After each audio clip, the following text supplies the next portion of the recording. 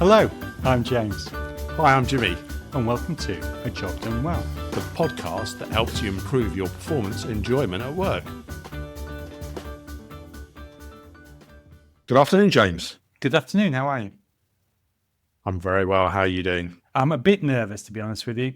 We have the two of us on this podcast. Sometimes we have three, but today we have four people on the podcast, and it will be like herding cats, I'm sure of that. Not that any of our guests are cats or dogs, or anyway, we'll move on quickly. Before you dig yourself an even Yeah. deeper hole, we will introduce our two guests. They have joined us previously, so you may be familiar if you've listened to some of our older episodes. Amanda Gilbert, our L&D guru, Hello. and Dawn Wray. What's the best way of describing you? Psychotherapeutic coach. Let's call it that. And Dawn Wray, our psychotherapeutic coach. I managed to get that It's out. not, it's coach, mate. Coach. Coach, sorry. I was waiting for that. Psychotherapeutic coach. Coach. It's all in the nuance. Well, what have you been up to, James, since we were last recorded? I'm on the big come down. This time yesterday, I was in Budapest, and here I am talking to you. How was Budapest? It was cold. It's beautiful, but it was very, very cold.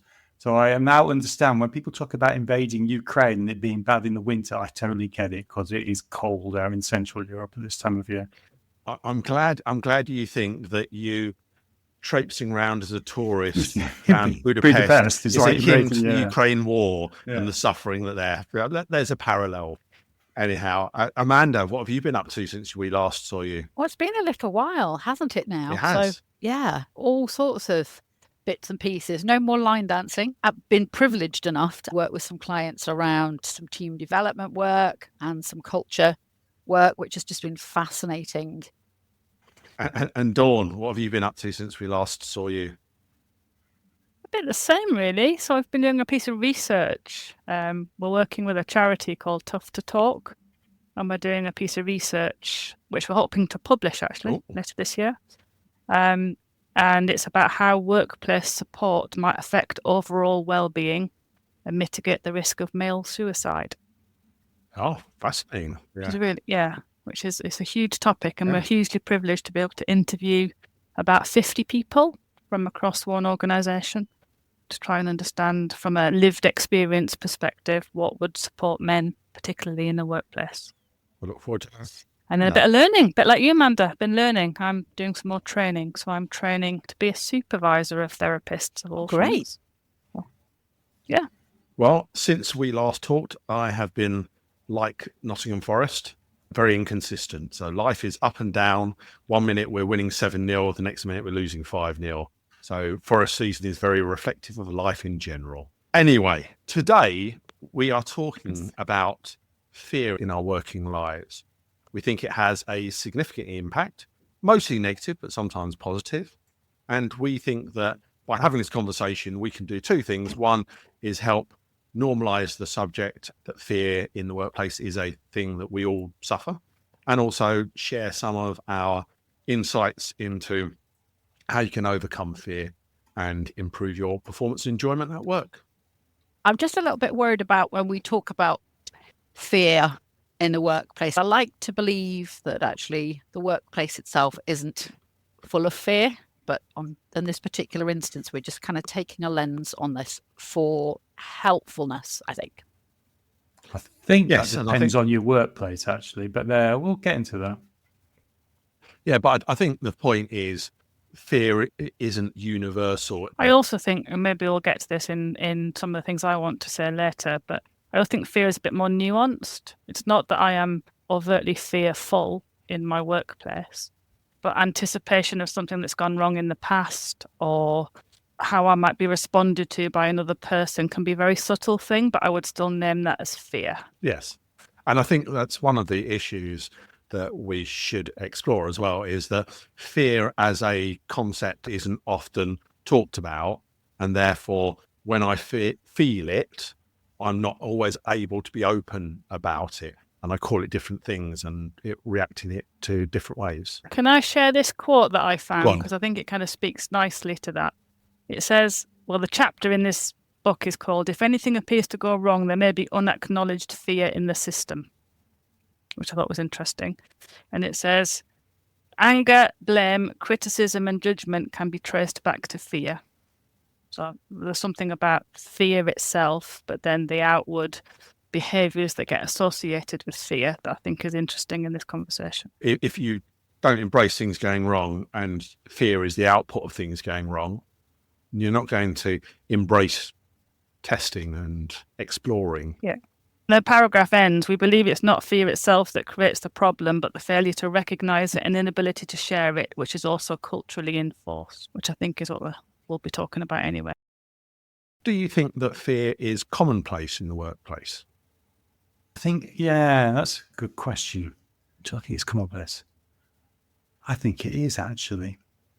Or it's commonplace in a lot of workplaces, not all workplaces, but I do think there is a large element of fear in a lot of workplaces because work is so important to people's lives and their livelihoods, more to the point. Then there are always some nervousness about the implications of things for people. And it drives a whole load, then to Dawn's point, it drives a whole load of unhelpful behaviours. So I think it probably is quite common in a lot of workplaces. It's the consequence of something, isn't it? Because you're fearful of if I do this wrong, or if I say this, or if I don't fit in, if I don't perform, the consequence of losing your job can have a major impact on your life. Because that's what people are scared of. Yeah, what does it mean for me? So I think not all the time in all work. I don't think I've ever worked in an organisation where there hasn't been any fear.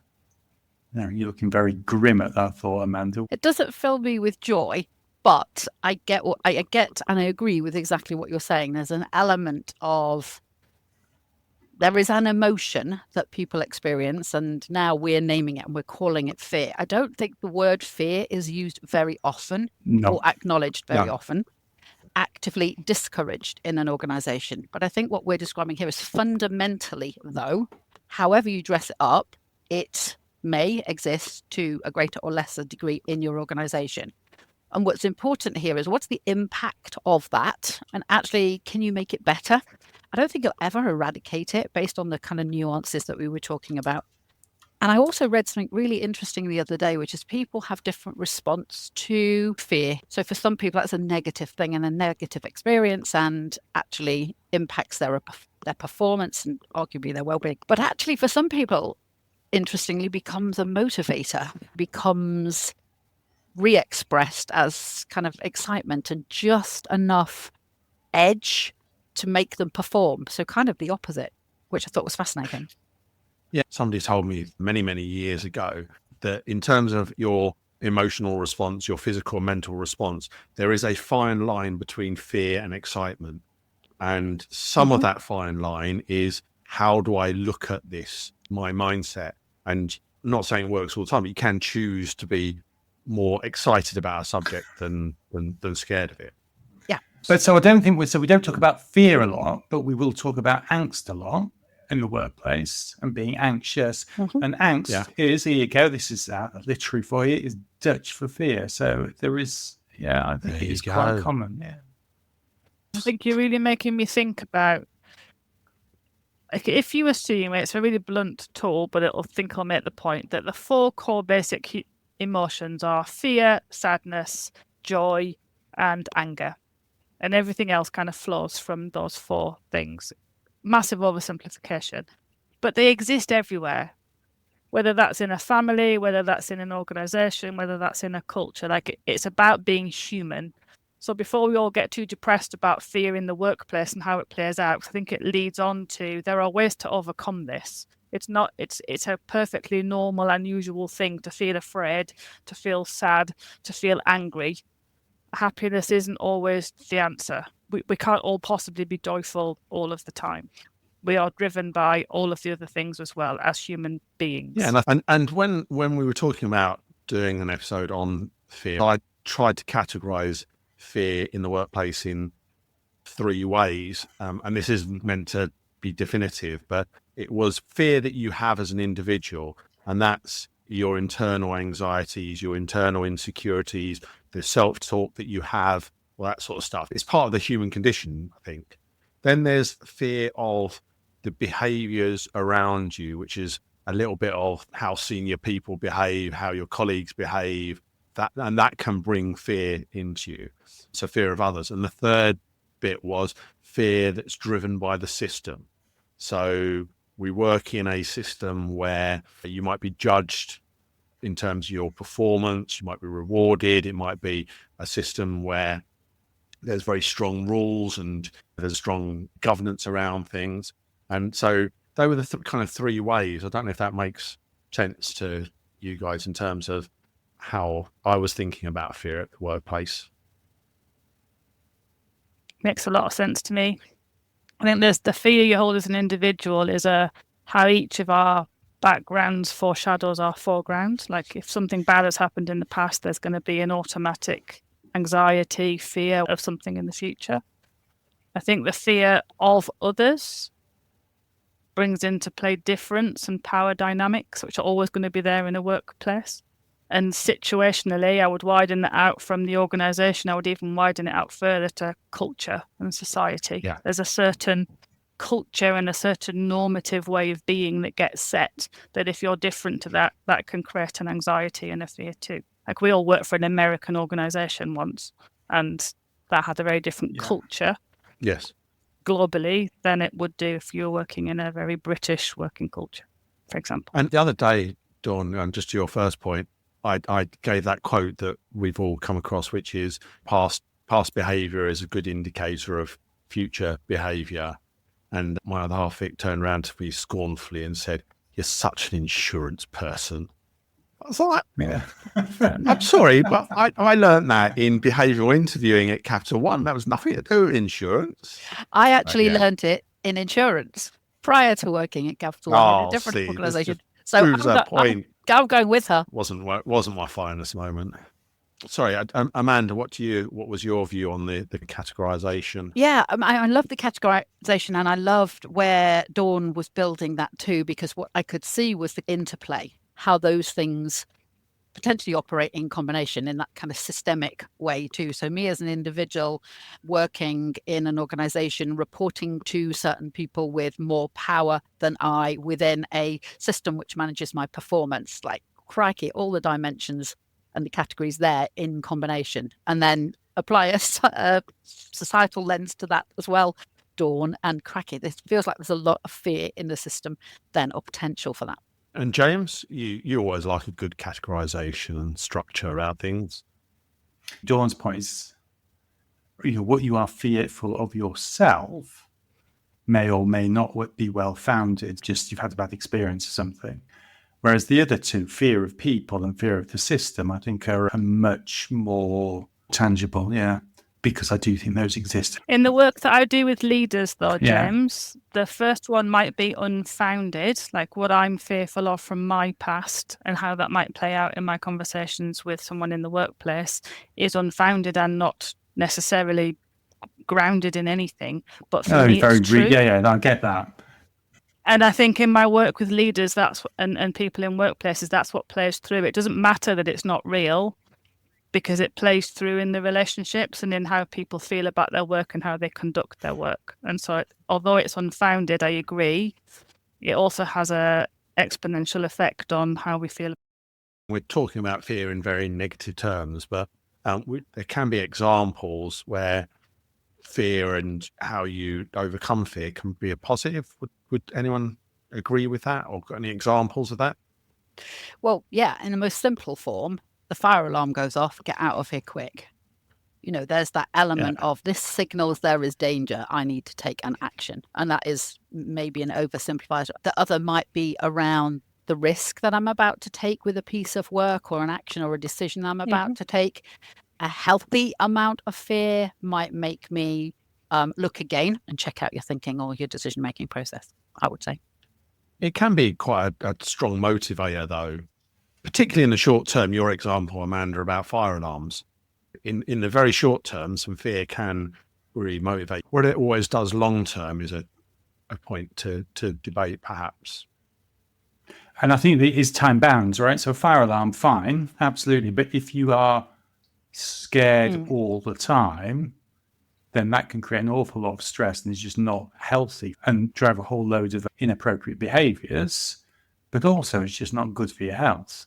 And so I'm firmly of the opinion, if you think fear is a management tool and it is appropriate, then I think you're absolutely wrong. And do you think that happens in a modern workplace? No, I do. So I think, well, I was going to go on and talk about it. But if you look at what's happening in the States at the moment, and you look at Donald Trump and you look at the Republican senators, I was reading an article in the, what was it in? Guardian? No, it wasn't the Guardian.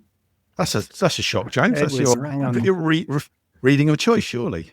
No, I was reading an article in Vanity Fair, and the title of the article was Vanity Fair, they're scared shitless, the threat of political violence informing Trump's grip on Congress. But you've got people who, A, are scared for their jobs because, if they don't say yes to Donald, then Elon will come along with effectively unlimited money and will effectively cause them to lose their job in the next set of elections. But they're also scared for their lives. People are actually making death threats. According to the FBI, you've got credible death threats. Now, I know that is an extreme example, but it does happen. So I think fear is dreadful in the workplace. The example, obviously nowhere near as extreme as that. When I was working in betting shops early in my career, there was a point when I was robbed in one of the shops. And after that, I spent, I think, probably a couple of years still working in shops. But every day, without fail, I would be scared at the start and the end of the day that the shop might be robbed. And in the end, I took the view, I don't want to live my life this way when I'm living in constant fear. I'll get out and got another job, just because I couldn't have fear in my life every single day with work. So a real experience left you with a daily, I want to say imagining, but a recall of that experience as if it may apply today, tomorrow, and into the future. That one-off occurrence, awful as that must have been, then left that residual. I mean, our psychotherapist friend can help us with that one a little bit. The show you're listening to right now brings you insights to help you improve performance and enjoyment of work. It takes a long time to produce, but we think it's well worth it. It's all in the name of helping you getting the job done well. All we ask in return is that you share the link to this show with someone that you think would benefit from it. And if you haven't already, click on follow the show wherever you're listening to this podcast right now. Anyway, let's get back to the show. I was going to build on that. I think from what Jimmy said, I think there's two things that are important. That was going to be the second one, that Jimmy had the resources to be able to find himself another job. If I'm working with middle-aged senior managers and they feel like there's nowhere else to go, that can be a really stressful place to be. And then that fear becomes something really quite problematic. The first one, though, was Jimmy's robbery in the betting shop was a real experience, real fear. So his anticipation of that happening again in the future is anticipation of something quite violent happening to him again. And then you're in the realms of trauma. If people have been, violated in the past, either physically or verbally or power over in a work situation, and there's an expectation that is going to happen again in the future because it has happened in the past, then people can feel, with a small t, traumatized. And then you're in a different place altogether. And Dawn, as you described that, and the scenario that Jimmy was describing was a pretty horrific one and hopefully unusual one. But it caused me to wonder, actually, people have other experiences in work, maybe an experience of working with someone they didn't particularly get on with or they felt mistreated. But that kind of replay can occur more commonly with some of the other less extreme events that happen in people's working lives. Yeah, absolutely. And I think it leads into your point around the three categories blending together. So I've worked with quite a few, actually they're all male, that's interesting, few clients where they have been literally bullied by previous managers in previous workplaces, often in a venture capitalist type of environment where it's very different set of rules. So what you're playing therein is the bullying and the kind of actual abuse in small letters in the past, and then the cultural and systemic environment in which they live in can be really difficult for people to deal with. And I think that plays out in all kinds of ways. I'm not for 1 second defending the bullies of this world, but I think the one of the interesting aspects of this is what drives the behavior of the bullies. Yeah. And quite often it can be fear. I'm a senior person. I've got to know all the answers. I've got to be right. I've got to show I'm in control. I've got to show I'm in charge. And so fear at certain levels with certain people can drive really negative behaviors, which then impacts others.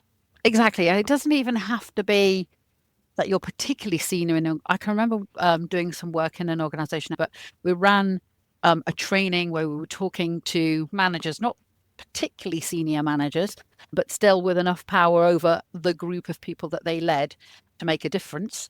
And they were talking a lot about, what were we talking about? But how do you empower people, kind of be the best that they can possibly be? All of that really great motivational stuff. Spent a long time of it, 2 days probably, doing lots of practice, lots of exercise.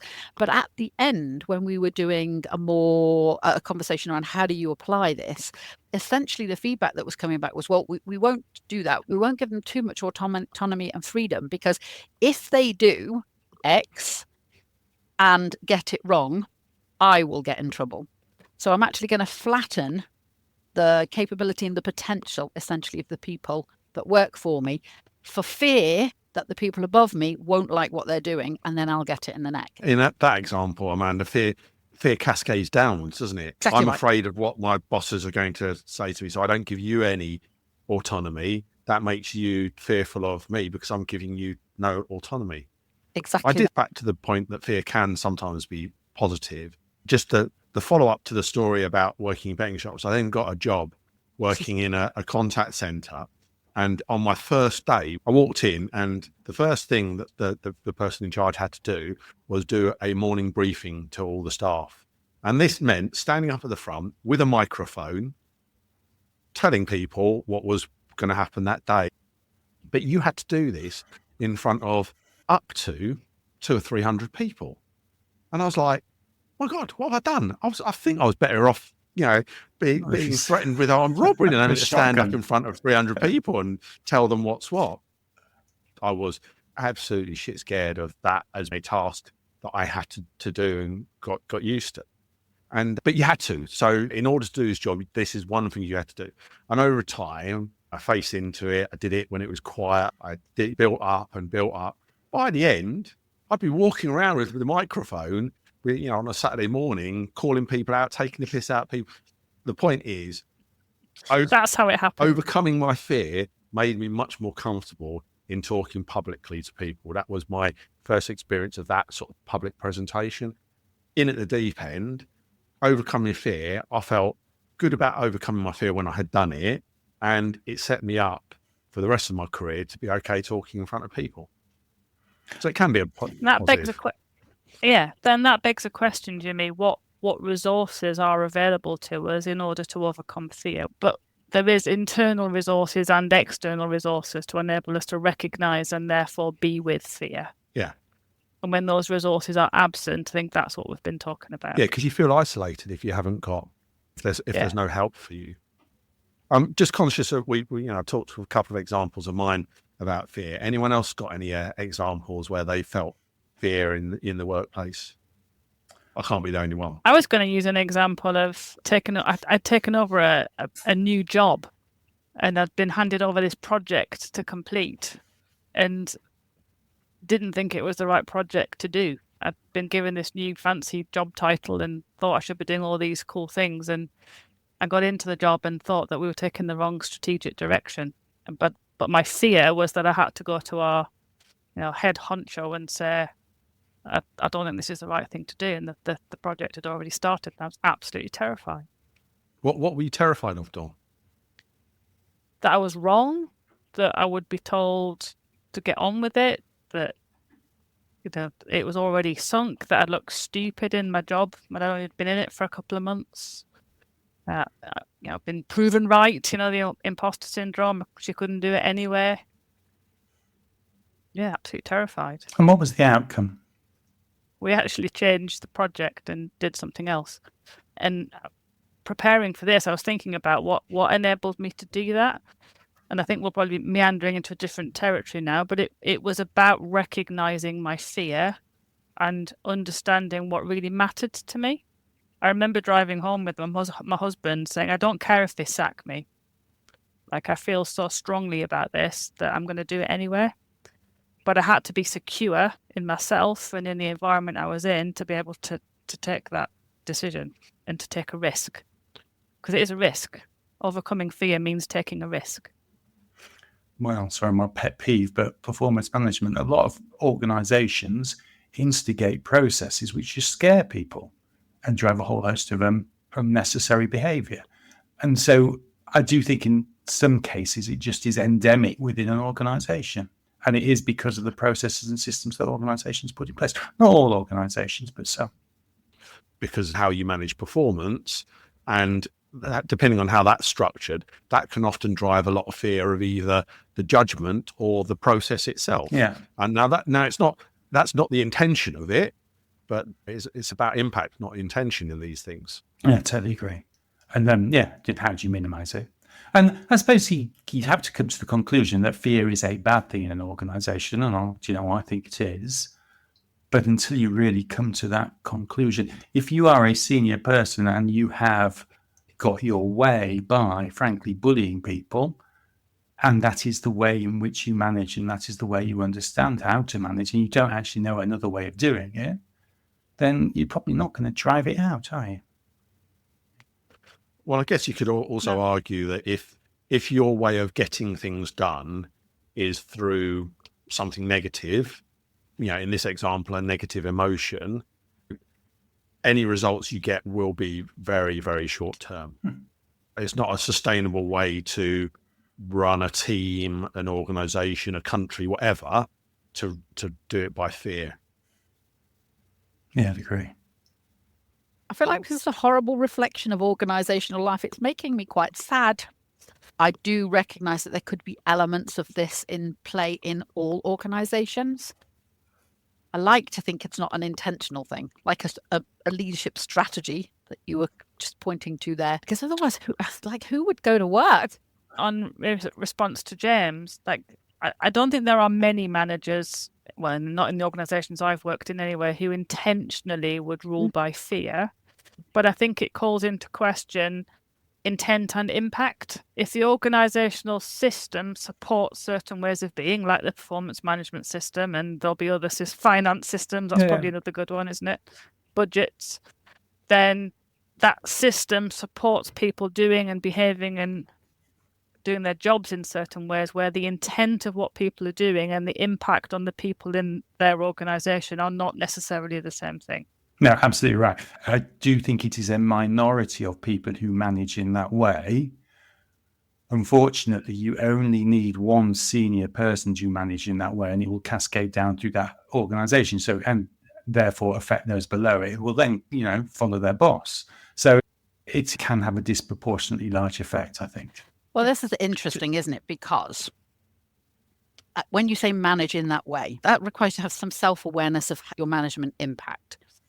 You don't always know, not always self-aware, or it could be a stylistic thing. Yeah, because the impact may be real or it may be imagined, but it doesn't really matter if you're on the receiving end of it.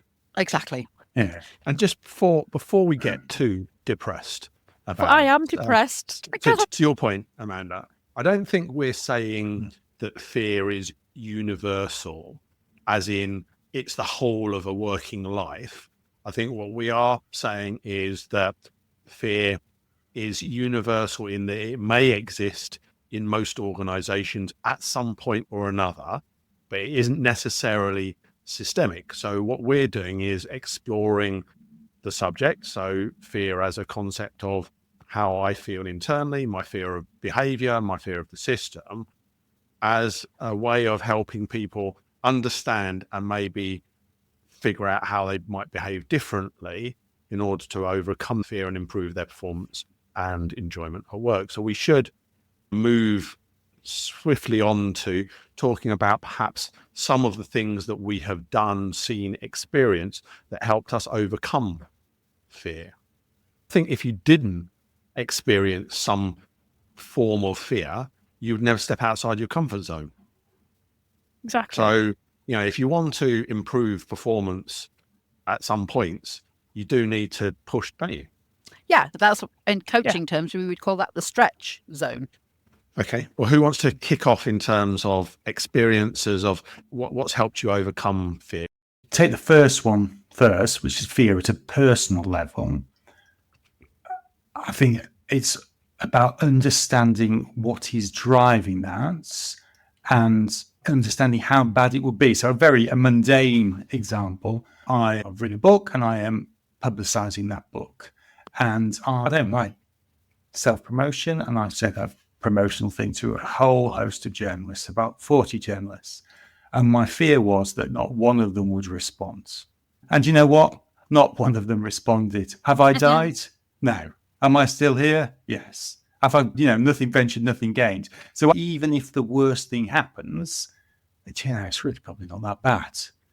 Yeah. But just facing it and understanding that and realizing, well, how bad could it be is actually quite a good way of overcoming your fears. I would often talk about that as perspective. Yeah. What's the perspective? And it's quite difficult to get a different perspective on something on your own. Yes. Yeah. So one of the resources is other people. And if those other people are people in positions of power that you trust and that you can go to and get a broader perspective or a different perspective, then that is massively helpful in overcoming fear or making a choiceful decision to go with something or not with something. Yeah, quite often in organisations, what is a huge problem for you is not a problem for the people around you at all. And so that the whole thing, a problem shared is a problem halved is very, very true. There's invariably somebody who can help you and solve your problem. So yeah, talk to people, Dawn. I think it's very, very valid. I know this is not quite exactly overcoming fear, but being thoughtful about the impact you have as a leader, I think is really important. I've realised that one experience when I went out on a site visit, I used to behave a certain way, and I really think it was very intimidating. I used to go and sit next to people and just wander around and chat to people. And somebody did take me aside and said, just remember that people are not always afraid of you. It's the job. And you have to be thoughtful of that, because I found that then actually I just had to probably think about the impact I was having and maybe work a little bit harder to overcome that fear that people had of my job role, to help them open up so that they could talk to me about stuff, so I could learn about their jobs and what was really going on. But that was a prompt from somebody. But I think that being thoughtful about, as a leader, what's the impact I'm really having? Not what I intend, not how I feel about things, because I'm not hierarchical, so it doesn't matter to me, but it's what is the actual impact I'm having on people. Yeah. Can I nudge that up a notch? Of course. Because somebody said earlier on the word self-aware, and we can only ever be, I'm a therapist, so self-awareness is a big part of what I do, right? But you can only ever be self-aware to a point. So to nudge your example up a notch, like thoughtful, yes, ask the question. Get the feedback. Be in dialogue. Like actually know how you're impacting other people and it sounds contrite, but actually ask the question. Yeah, no, it's great. You'll never know otherwise. Great point, Dawn, because I was assuming the impact I was having, and somebody was helpful enough to tell me. If they hadn't told me, I wouldn't have asked the question. I would never have really known the impact I was having, and it wasn't the impact I wanted to have. Yeah, and people will carry around these perceptions that they believe to be real until they're proven otherwise. When I started off my career, I always remember thinking that people in senior positions, they were like near deities. They were like all powerful. They knew everything. But as I progressed through my career and I became close to those people, I think seeing that they were only human and they were driven by human emotions and they had their fallibilities, and just being generally more realistic about senior people, and frankly disappointed that they weren't deities, and sometimes they were very confident and definitive about answers because they didn't know what the answer was, and understanding all those nuances in behavior, that made me a lot less afraid of particularly senior people in organizations. So I think that more data, more information, and thinking objectively about what's really going on here, that's kind of what helps me. It's a little bit like the Wizard of Oz, seeing a bit behind the curtain there. I was going to talk about how you manage when you're afraid of a boss. There's what are you afraid of? Yeah. Comes into play for me. So what are you afraid? And then the work on my self-awareness and what it is that I fear might happen to me if I speak my mind becomes part of how you unlock the relationship between you. You can't unlock them, you can't change them, but you can understand what it is that I'm afraid of and what it is that's going on for me and what stops me from saying what I need to in order to feel safer. So sometimes it is about just getting some more information, more data on a particular subject to help you to understand where is your fear justified or not. There's something in me and my process and how I navigate my world that stops me from going and having that conversation. So there's a part that's self-awareness, and then there's a part of when you meet the other person, what happens then. There's a lovely phrase that I was taught around, it comes up in therapy, like the relational bridge, it gets called. So if I'm at this end of the relational bridge and James is at that end of the relational bridge, then what helps me to take a step onto the bridge? That's all I need to do. And then hopefully that'll mean the other person takes their step onto the bridge. But there's something in that I need to find a way to step in first before I'll ever know whether objectively it's true or not. Because there's that phrase, isn't there? You can't change others, you can only change yourself. The other thing I think is really important is to realise that, particularly in the corporate world, bosses come and bosses go. These things do change. They're not for life. Yeah. And all right, it might mean you have a miserable 2 years, but these things are never permanent. So there is always some light at the end of the tunnel. And you're doing that choicefully. So it's not strictly true that it can only change me, I can't change you. But if I stand up to a bully, when most people don't, then their response will be different. So you don't change them, but you do change the shape of the dialogue. Because if, it's like schoolyard stuff, isn't it? If you stand up to the bully, suddenly they're not as big and brave as you think they are. And the consequence of that is, even if they don't change that much, the fact that you have found within yourself the resource to say something, give voice to whatever's going on for you, actually changes your relationship with yourself. So I've taken the first step on the bridge. Oh, that proves to me, actually, I've got it within me to, raise an issue here. See what I mean? I think one of the things about fear is we simplify it to it drives a fight or flight response, but it can also drive paralysis. Sometimes you can feel that there's nothing you can do about something.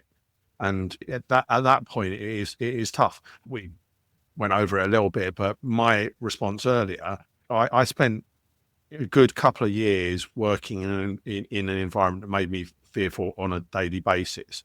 And I thought there was nothing I could do about it. But you do always have a choice. You might not like the choices that you have. Even when you're paralyzed, you have a choice. And by staying in paralysis, you are making a choice to stay in paralysis ultimately. So eventually, in the example we talked about, I realized that I couldn't overcome that internal fear that I had that my betting shop was going to be robbed. And so I had a choice to make, which was go and find another job. What other insights have we got into possible solutions for dealing with fear? There's something about vulnerability as well. Like, it'd be really super powerful, wouldn't it, if you said to someone, hey, do you know what? Every time I'm interacting with you, for some reason, I'm super worried, or I get nervous, or I get a bit tongue-tied around that. How could that be better? And actually, again, it's that bridging thing, but the activity of being prepared to be vulnerable as opposed to held in the fear state, naming it, facing into it. More importantly, I think the other way around with leaders, I can't help but think that this is just such a brilliant leadership opportunity to be vulnerable themselves, talk about what they're fearful of. Chances are then people in your teams might give voice to what's going on for them and what they're worried about. Another thing that we've quoted a few times is progress, not perfection. So back to my point, when you're fearful of any situation, a task, a person, just seeing yourself take some progress and being, feeling good about the progress also helps you overcome fears. Because if you're looking for the perfect relationship, to your point, Dawn, the relational bridge, if you're looking to jump from where we are today to the perfect relationship, that don't happen. If I'm looking to be scared of presenting to being the world's greatest, that don't happen. It's the baby steps that you can take and feeling good about those baby steps and not beating yourself up because there's still another load of steps to take. that can help you overcome your fears. And with a healthy dollop of acknowledging difference, I might have a manager direct report relationship with you, but it doesn't mean I have to necessarily agree with everything you say or like you or have perfection. We're just different. Yeah. We'll have different opinions. The other thing I would say earlier on to what you were saying, Jimmy, about fight, flight, or freezing and paralysis. Yeah. There's also two more. There's flop and fawn, and they play out as the responses to trauma, but fear can induce trauma, like we talked about before. And flop and fawn are, flop is like playing dead, like a mouse in a cat's mouth. Yeah. Like you can just give up. Yeah. It's an option. It is a choice. But as long as it's a conscious choice. And I think fawn plays out in the workplace because that's people pleasing. That's doing everything, being a yes person, saying everything my boss wants, just sucking everything up because it's easier to blend in than it is to be different. See a lot of that. And I think these are all the behaviours that play out in workplaces around responses to trauma and fear is fight, flight, freeze, but there's fawn and flop. And it's interesting as well, Dom, on you sometimes see people, I'm not going to be here for that long.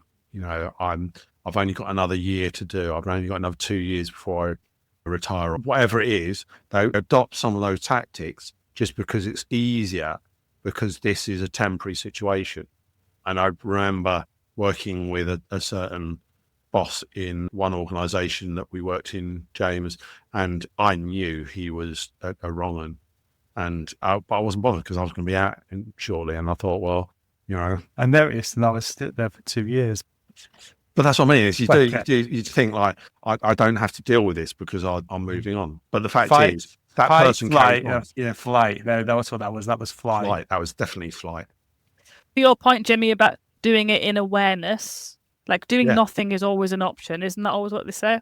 Like, but you're doing it in awareness of what action I'm taking in response to the situation I'm in is important, I think. Yes. There is another element. There is the question, which is, if you are the manager in the organisation, what can you do about it? That's 100% where I'm at. Yes. Good question. Yeah, because I think you can be aware of your own behaviour or get somebody to tell you what you are doing, which is causing the issue. Yeah, so feedback, discussion, but be conscious of how you are driving that. But then there is also, you can shield people from it. Well, I think the other thing is we heard not so long ago from one of our guests, James, and he was saying, just remember, leadership is a privilege, and therefore you should think about the impact you're having on others. Yeah, take an action, I think, to create the, psychological safety that goes with absence of trust. Step onto the bridge. Do it. Yeah, it's an action. It's not and that means from a leadership perspective, acknowledging that if fear is normal, but you don't want it to be the lead emotion in your organization, what would you like? And then how are you going to create that culture? How are you going to make it safe for people to take risks? How are you going to respond if someone comes to you and says they've made a mistake? How are you going to make it easy for others to ask for help? And often that's about your own sharing. Leader goes first. Again, share, make it safe, ask questions, be curious, respond appropriately when something goes wrong. It's not about being soft, and it's not about not holding people accountable, but it is actually about doing all of those things very, very consciously, declaring your intention about the environment you want to create, etc. Well, for me, I'd think about two things. One is I'm here to help this team perform, and fear won't necessarily get the best long-term sustainable performance out of this team. And secondly, back to the leadership's a privilege, I have a moral responsibility. Do I want to use that responsibility to create fear? Is that the legacy, the impact I want to have on people's lives? So whether it's a performance or a morals perspective, I think trying to figure out how you minimize fear in the workplace is a positive thing. Yep. And as individuals, even without being a manager, but having your own personal power, how do you actually create that for people in the organization around you? Your peers, your colleagues, the people maybe that are more junior in your organization. How do you greet and how do you interact and behave around other people? Because I suspect that fear begets fear. I also suspect that joy and happiness actually influence one another too. So are you being the positive force for what you'd like to see in your organisation too, regardless of whether you have the official title of manager, the leader within? Just to wrap things up, Dawn, you talked earlier about fear as a normal human emotion, didn't you? Yeah, I would wrap up by saying that it's a completely normal human emotion, and all of the blame, judgment, criticism, anxiety, whatever you want to call it, I think as a leader having a disproportionate amount of power in an organisation, the first step onto that bridge is acknowledging that those so-called negative things exist. Like it's not a slight on your ability if they exist in your team. They just are going to be there. And I think if we acknowledge that they are going to be there, just like joy, just like anger, just like sadness, then you're already on the way to normalising what's going on in your team and then showing up as the person that you want to be. So fear is a normal human emotion, despite Amanda's slight depression, that it's everywhere all the time. No, my depression is that we may be suggesting that through the focus we've got on it now. So let's not make it that. It's not. I don't believe it to be true everywhere. It's just we might be inferring that. To be really explicit, what we are saying is it's going to exist in the workplace, either internally, your fear of behaviour, your fear of the system. There is going to be some fear at some point in your working life. And why we're talking about it today is because, A, to Dawn's point, it's not talked about enough, and so it's not normalised as a conversation within the workplace. But hopefully today we've expressed it and our experiences of it and talked about, most important, the ways that we have overcome fear during our careers. And those ways, two biggest ones are understand how bad it can be, and secondly, talk to somebody. Those are the key things I've taken away from it. Dawn, what was your key takeaway? Awareness. Like, I've loved the fact that you've all talked about personal awareness and being aware of what I'm contributing and what someone else might be contributing. It was like music to my ears. Like in my work day to day, raising people's awareness of who they are and how they see the world and how that might therefore be playing out in their team comes up over and over and over again. Thanks, Dawn. And Amanda, what are your takeaway? It's massively linked to this is normal. So we all feel fear on occasion. That's us and the bosses too. And so with that being true, actually having a conversation about it and working through it, particularly that bridging step that Dawn was talking about being so powerful, is my key takeaway. Actually notice it, be aware of it, take action on it. And mine was the fact that it is normal and you always have a choice in how you behave and how you respond to this. So I guess that's about us. So hopefully everyone's found that a really useful episode. Thank you, Amanda and Dawn, for joining us. Pleasure. All right. Thanks everyone. Very much. Cheers now. We cover a whole host of topics on this podcast, From purpose to corporate jargon, but always focused on one thing: getting the job done well. Easier said than done. So if you've got unhappy customers or employees, bosses or regulators breathing down your neck, if your backlogs are out of control and your costs are spiralling, and that big IT transformation project that you've been promised just keeps failing to deliver, we can help. If you need to improve your performance, your team's performance, or your organisation's, get in touch at jimmy@ajobdonewell.com or james@ajobdonewell.com.